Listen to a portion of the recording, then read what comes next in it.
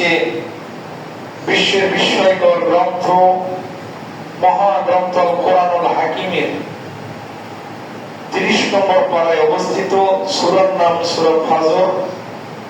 এখান থেকে 27 থেকে 30 নম্বর আয়াত তেলাওয়াত করেছি। আপনারা জানেন যে মহাগ্রন্থ কোরআনুল হাকিমের 114টি সূরার মধ্যে এটা অন্যতম সূরা, সূরা ফাজর। এখানে আল্লাহ সুবহানাহু ওয়া তাআলা তার বান্দাদেরকে কিছু দিক নির্দেশনা দিচ্ছেন। যেহেতু মনিব হলো আল্লাহ, তার বান্দা এই দুনিয়ায় কিভাবে চললে তার গোলাম হতে পারবে, এই নির্দেশনা এখানে এই সূরাতে দেওয়ার পর এই আয়াতে আল্লাহ সুবহানাহু ওয়া তাআলা বলছেন, তোমরা যদি আমি যে নির্দেশনা তোমাদেরকে আমি দিব এটা যদি তোমরা মেনে চলো, তাহলে তোমরা আমার প্রিয় গোলাম হয়ে যাবে, বান্দা হয়ে যাবে। যদি বান্দা হতে সিদ্ধান্ত গ্রহণ করো, বান্দা হতে দেরি, আমি আল্লাহ তোমাকে জান্নাতে ঢোকাতে দেরি করব না। আল্লাহ সুবহানাহু ওয়া তাআলা বলেছেন, ইয়া আইয়াতুহান নাফসুল মুতমাইন্না ইরজি'i ইলা রাব্বিকি রাদিয়াতাম মারদিয়া ফাদখুলি ফি ইবাদি ওয়াদখুলি জান্নাতি। ও দুনিয়ার মানুষ,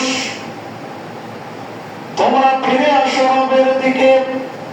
আমি রব, তোমরা গোলাম। তুমি যদি গোলাম রে, তুমি আমার রবের দিকে যদি, আমি রব আমার দিকে যদি ফিরে আসো প্রশান্ত চিত্তে, তাহলে আমি আল্লাহ সুবহানাহু ওয়া তাআলা তোমাকে জান্নাতে প্রবেশ করাতে দেরি করব না।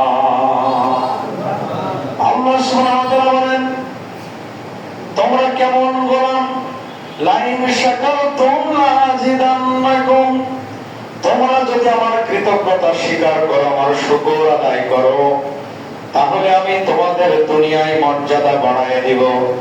স্বীকার যদি আমরা যদি শুকর আদায় করি আল্লাহ, তাহলে আমাদের মর্যাদা যিনি বাড়ায় দিবেন, প্রাণের ভাইয়েরা জোরে বলেন তো তিনি কে? আমরা যদি আল্লাহর স্বীকার আদায় করি, শুকরিয়া আদায় করি, তাহলে আমাদের মর্যাদাটা বাড়ায় দিবেন কে?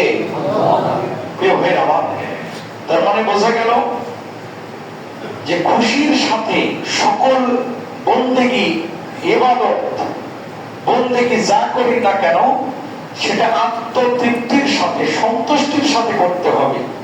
সেটা বিরক্তির সাথে নয়, সেটা অবহেলার সাথে নয়।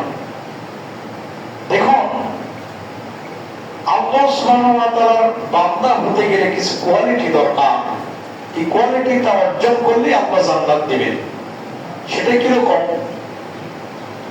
আল্লাহ সুবহানাহু ওয়া তাআলা এই আখেরি জামানার পয়গম্বর আমরা যারা, তাদেরকে আল্লাহ সুবহানাহু ওয়া তাআলা এত বেশি ভালোবেসেছেন।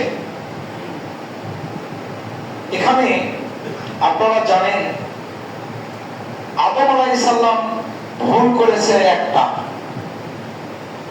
আদম আলাইহিস সালাম ভুল করেছে কয়টা? কথা বলে না। আদম আলাইহিস সালাম ভুল করেছেন কয়টা? যে গন্ধম গাছের কাছে যাওয়া যাবে না, ওইটা একটা সীমা রেখা দিয়েছে আল্লাহ সুবহানাহু ওয়া তাআলা। একটা সীমা রেখা দিয়ে বলেছেন যে সীমায় যাওয়া যাবে না, কিন্তু আদম আলাইহিস সালাম গেছেন, সীমাটা অতিক্রম করেছেন।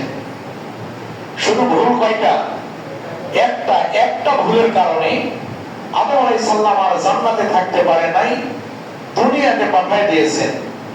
শুধু দুনিয়াতে পাঠালেন না, আল্লাহ সুবহানাহু ওয়া তাআলা দুনিয়াতে পাঠানোর পর কিতাবের মধ্যে এসেছে 200 বছর পর্যন্ত তার কোনো দোয়া কবুল করে নাই। হাওয়া আলাইহিস সালামের দেখা হয় নাই। আদম কান্দে গন্ধম খাইয়া, হাওয়া কান্দে জেতাই পয়ড়া, পাপের কথা স্মরণ করে কান্দে দুইজনারে আল্লাহ ডাকতে কাঁদতে জানি না রে আল্লাহ, কাঁদতে জানি না। ঠিক কিনা? আমরা আল্লাহকে ডাকতেও জানি না, কাঁদতেও জানি না। আল্লাহ সুবহানাহু ওয়া তাআলা বলছেন, ফাদখুলি ফি ইবাদি, ও আমার বান্দারা, গোলামেরা, তোমরা দাস হয়ে যাও, আমি মনিব। তাহলে ওয়াদখুলি জান্নাতে, আমি তোমাদেরকে জান্নাত দেব। দেখো না, আদম আলাইহিস সালাম জান্নাতে ছিল, একটা অপরাধ, একটা ভুল, একটা সীমারেখা অতিক্রম করার কারণে 200 বছর পর্যন্ত তার কোনো হাওয়া আলাইহিস সালামের সাথে সাক্ষাৎ হলো। 1 নয় 2 নয়, 200 বছর পর। সুবহানাল্লাহ। কিন্তু বান্দারে, তুমি প্রতিনিয়ত ভুল করে যাও, তোমার ভুলের কোনো সীমারেখা নাই। বান্দা গোলাম, আমি মনিব, আমি কত দয়াবান।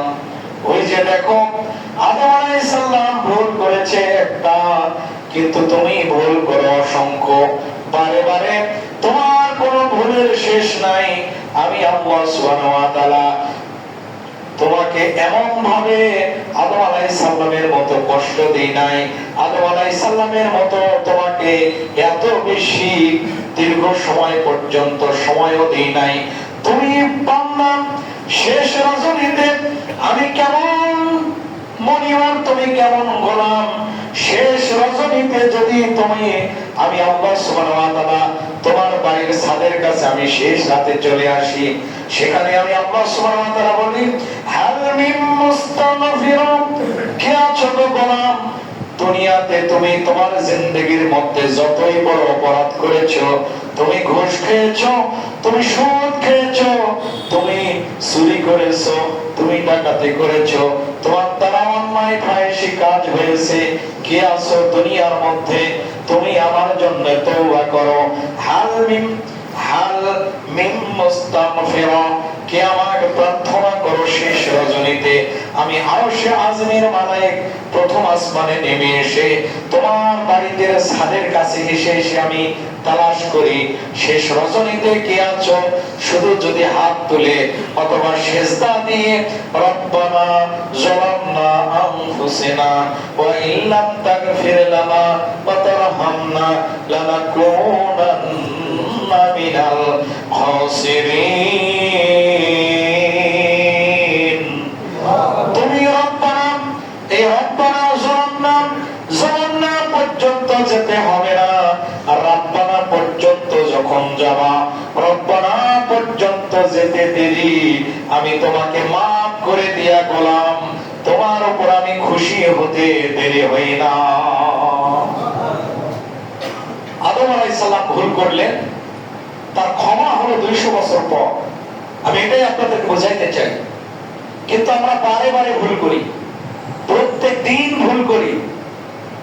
আমরা যদি বলি, এই অত্র অঞ্চলে, এই গ্রামের, এই শহরের, মহল্লা, প্রায় প্রত্যেকটা বাড়িতে বাড়িতে ওয়াইফাই। কি বলেন আপনারা? ওয়াইফাই না থাকলেও অন্তত নেট আছে, কিনি নেট আছে। এরপরে দেখবেন যে গ্রুপকে গ্রুপ, যদি ওয়াইফাই নেট যদি একজনের থাকে, বন্ধু বান্ধব মিলায়ে একজনে আবার কিনারে হোয়াটসঅ্যাপ চালু করে। কি চালু করে? দেখবেন একজন বসে আছে, 3-4 জন কানেক্ট নিয়ে, 3-4 জন বন্ধু বান্ধব কি করে আর কি দেখে, ওখান থেকে বিদায় হয়ে সারাটা রাত। আল্লাহ সুবহানাহু ওয়া তাআলা বলছেন, আমি তোমার কেমন মনিব আর তোমরা কেমন গোলাম। তুমি সারা রাত, যুবক, তুমি নেটের মধ্যে তুমি কি দেখলা, কি করলা, ওটা তোমার পিতা মাতাও জানে না, তোমার বাড়ির লোকও জানে না। বাড়িওয়ালা যদি জানতো, তুমি সন্তান পরের দিনে তোমাকে বের করে দিত। কি বলেন? কিন্তু আমি কেমন মনিব, তুমি কেমন গোলাম। তুমি তোমার জীবনে যত অপরাধ করেছো, সবগুলা আমি আল্লাহ সুবহানাহু ওয়া তাআলা গোপন রেখেছি। সুবহানাল্লাহ।